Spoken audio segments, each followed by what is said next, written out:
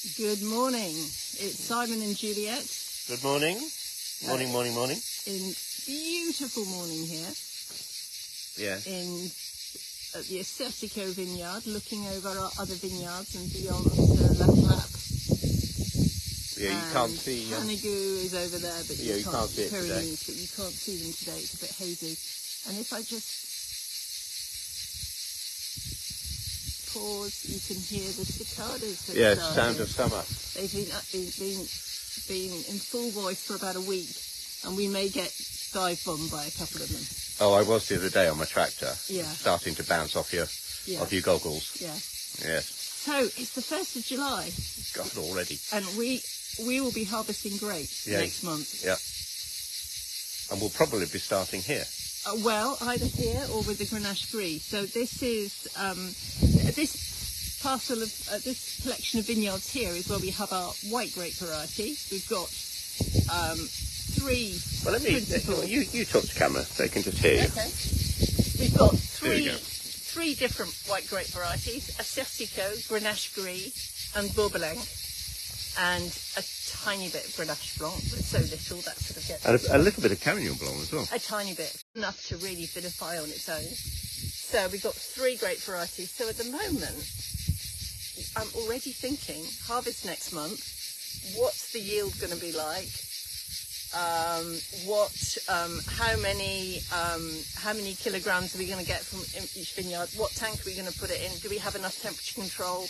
Because you temperature low when you're talking about when you're fermenting white grapes, and particularly when you harvest in August, it's still going to be quite hot then. So I'm already thinking that, but at the same time, the job is not quite finished of getting the grapes in prime condition for harvest. Although let's have a look. Well, here you are. Look at this one. That's very nice. So Assessico. It's still very hard, and if you tasted it, which I've no intention of doing, it would be hard and acidic and horrible. But last year we harvested this on the 26th of August. And here's a few more. So from about... Connectivity problems. Sorry, we might be having connectivity problems, so we won't move too much, I don't think. Okay. Or if we do, we'll do it very slowly. Yes, very slowly. So, from about the 19th, 20th of August, we would want to have the cellar all ready and be tasting the grapes every day, and just to check the ripeness, checking the sugar, to see how they're getting on, and to see when they're ready to pick. So having white grapes means that we start harvest earlier than we did when we just had red. So it's very exciting. Yeah, well, let's go for a walk down here. Just. So I think this vineyard is looking really good.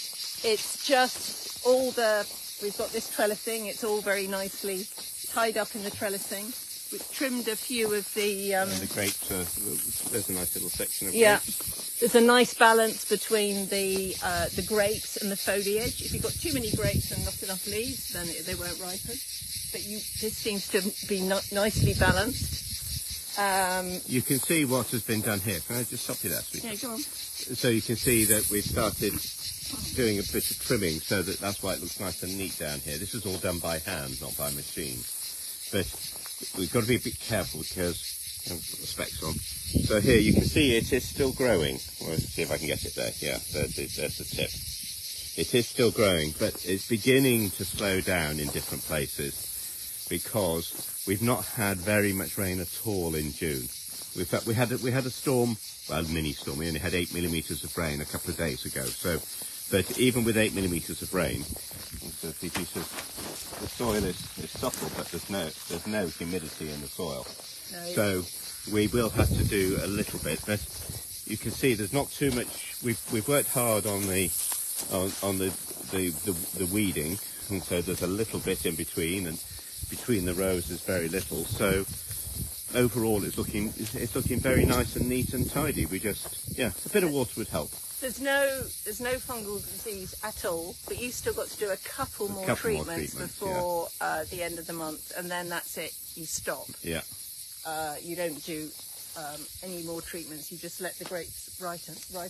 And apart from fingers crossed for no natural disasters or hail or anything like that, Yes, because they had hail in parts of France last week. They did, yeah. Yeah. Big storms over the weekend, actually. Yeah. But here it just rained. Yeah.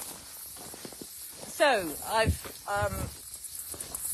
I'm not counting bunches and saying how much yield we're going to get, but I will have done that by mid-July. Have sort of said, right, I think we're going to get average 5 bunches per vine, which means, you know, we're going to get a ton of grapes from this vineyard, etc. So, which means, you know, Wait, do you mean we might make more than 300 bottles? Yeah, next year? I hope so. I hope we will make 500 bottles.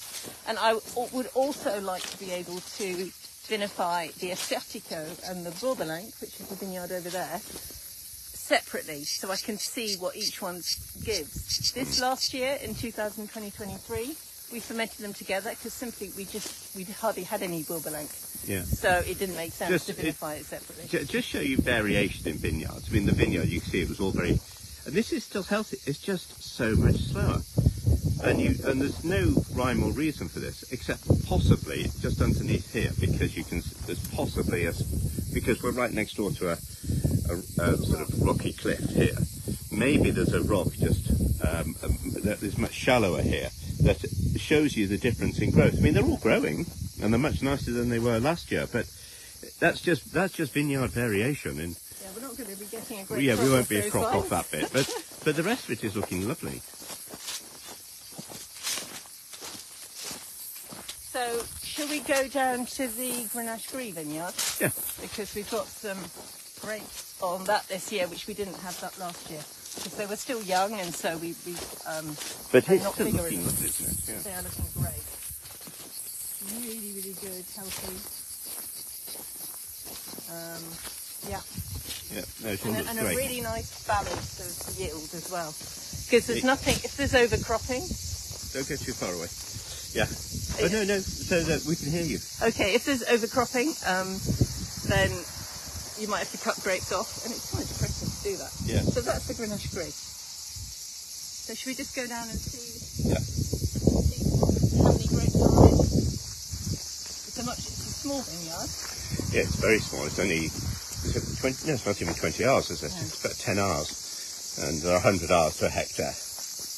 Yeah. So it's really. So it's a tiny amount. This one's an absolute pain to work because there are 23 rows. And each row is about 5 yards long, and so I'm always turning around, and there's not a great deal of space. Yes, it's a bit weedier, this one. Oh, it's still nice. Great. Yeah. Well, when you think we had nothing on here last year. Yeah. Well, we had like 3 buckets. We chucked in with a rosé. Because Grenache Gris, it's got like a pinky skin.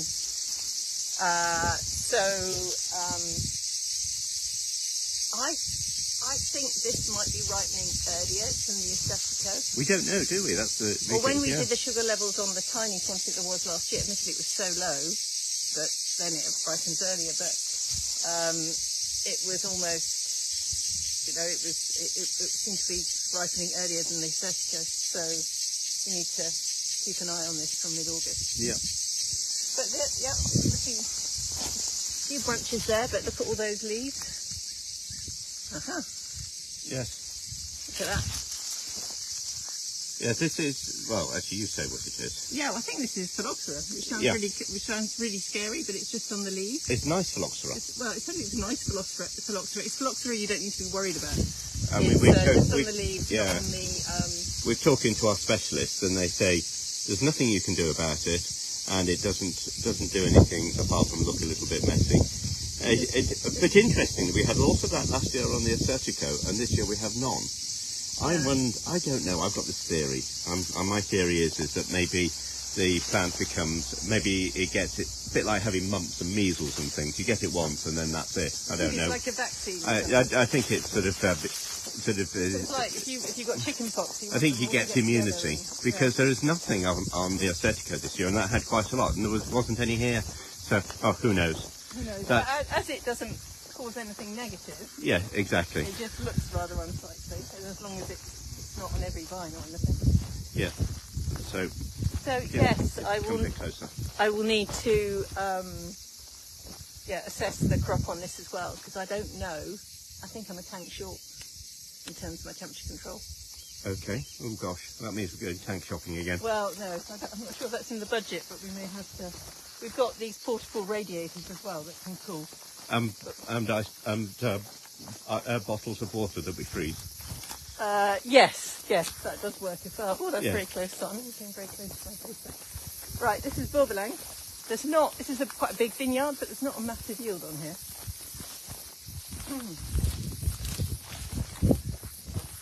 Yeah, there's some. Yes, I mean the outer row is particular, but they're smaller, much smaller.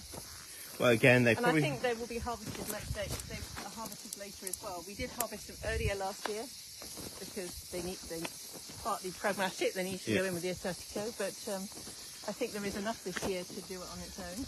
But this is asking for water. You can see. But that row at the edge is all Yeah. a bit. So anyway, don't go too far away. There we go. I was going to finish by the Syrah and Okay. let's see how much rain we got over the weekend. Bearing in mind it hasn't rained for a month. I think certain weeds need to come Yes, out by hand, yes. I think some hand weeding needs to be done. Okay. Okay. So 9 millimetres. Yeah, 9 millimetres. 9 millimetres. Okay. Well, might as well pour it on a designated plant. Yeah. Which one is going to be the Oh, designated that one. survivor? Yeah. Guess what we've been watching on Netflix. Yeah. Okay. There we go, 9 millimetres. Not massive, but better than nothing. So, quick look at the Syrah, and then Yeah, this goes we'll let into everybody our Apia red. get back to the start of their week. Oh, lots of leaves here. Do you think we'll have to take leaves off, leaf plucking? Or maybe. Although I'm always reluctant to do that because you can end up with berry burns. You have to. Yeah. Particularly on this side, because Yeah. the sun sort of The comes. sun's there, yeah. So maybe do it on this side, yeah. But There's those. quite a lot there. It's just difficult to see them. Yeah. Yeah, they might have to do a little bit of leaf Leaf plucking plucking. just to aerate it and give it a little bit more. Yeah. Yeah. Yeah, so a reasonable yield. Actually, Sorry, there's a that's nice good. little batch over there. Yeah. But actually, You can see this them this better. vineyard has really improved since we've had it. When we first took this on, there was very little in this vineyard, but every year with work and engrais Yeah, is we've used compost. some organic fertiliser and compost because it's actually planted at 4 times over 4 years. So you can see It's that almost zoned, isn't it? it's almost zoned. So at the very far end, the first year we bought it, there was absolutely no yield whatsoever.